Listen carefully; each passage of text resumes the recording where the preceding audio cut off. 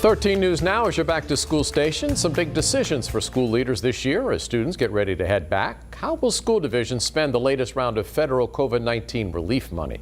Dana Smith explains where that money might go.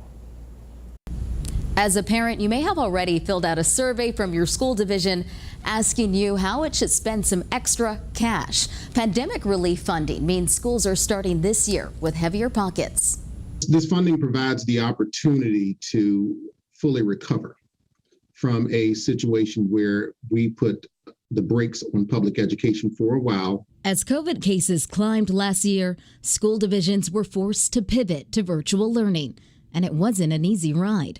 The change exposed educational inequities and put a strain on parents, schools, and students.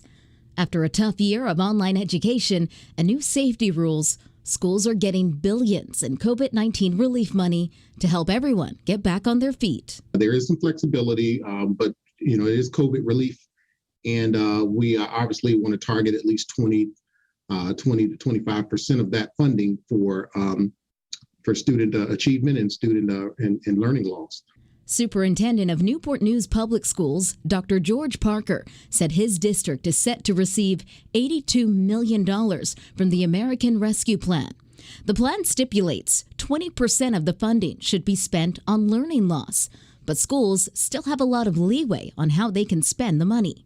Schools can use the funding for vaccinations and testing, remote learning and after-school programs, or renovations and small repair projects, including ventilation upgrades. We also have targeted at least 8 schools that under this CARES Act spending plan that will have full replacements of their HVAC systems. But addressing learning loss is key for a lot of schools and parents. That simply means providing extra support to students who need it. So this funding is critical to moving things forward that we would have really struggled to do had we not had the funding to do so.